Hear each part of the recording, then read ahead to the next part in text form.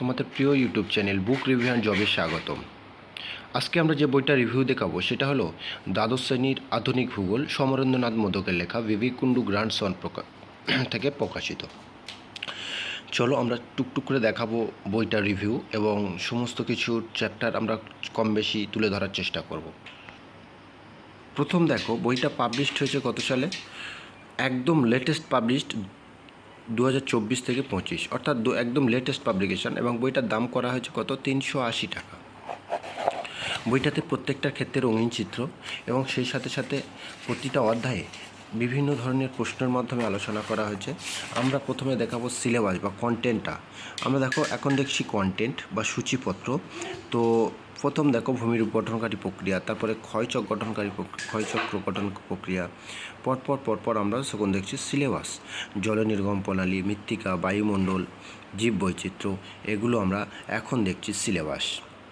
প্রাকৃতিক ভূগোল। এবার আমরা দেখব অর্থনৈতিক ভূগোল। অর্থনৈতিক ভূগোলে আমরা দেখছি যে প্রাথমিক কার্যাবলী, মাধ্যমিক কার্যাবলী, অর্থাৎ প্রাইমারি, সেকেন্ডারি, টার্সিয়ারি, কোয়াটারনারি এবং কুইনারি অ্যাক্টিভিটি যেগুলো আছে সেগুলো। তারপর হচ্ছে জনসংখ্যা, পপুলেশন অ্যান্ড সেটেলমেন্ট, তারপর হচ্ছে আঞ্চলিক অর্থনৈতিক উন্নয়ন, ঠিক আছে, রিজিওনাল ডেভেলপমেন্ট, ইকোনমিক ডেভেলপমেন্ট। তারপরে অধ্যায়ভিত্তিক প্রশ্নের ধরন, মানে West Bengal central higher secondary education অনুযায়ী কোন চ্যাপ্টার থেকে, ঠিক আছে, কোন ধরনের প্রশ্ন পড়বে সেটা কিন্তু এখানে দেওয়া আছে। তারপর এবার আমরা দেখব যে বইটা রিভিউ করব। দেখো প্রথম চ্যাপ্টার আমাদের কি আছে না, ভূমিরূপ গঠনকারী, প্রাকৃতিক ভূগোলের ভূমিরূপ গঠনকারী প্রক্রিয়া।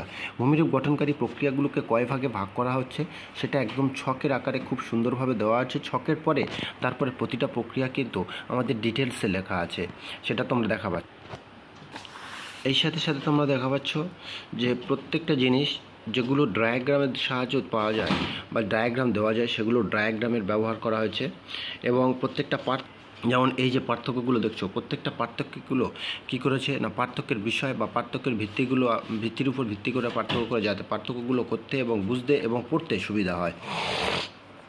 প্রতিটি বিষয় পয়েন্ট ভিত্তিক করে লেখা আছে এবং সেই সাথে লেখা আছে কি না, যাতে সংক্ষেপে এবং সহজে বোধগম্য হয় তাতে প্রত্যেকটা লেখা আছে। এবং বিভিন্ন ক্ষেত্রে প্রত্যেকটা চ্যাপ্টার জেনে রাখো বলে যে অংশটা করা আছে, ওখানে গুরুত্বপূর্ণ শব্দের যে সংজ্ঞা বা সেই সম্পর্কে একটা জ্ঞাতার্থ হওয়ার জন্য আছে না, জেনে রাখো অপশানে।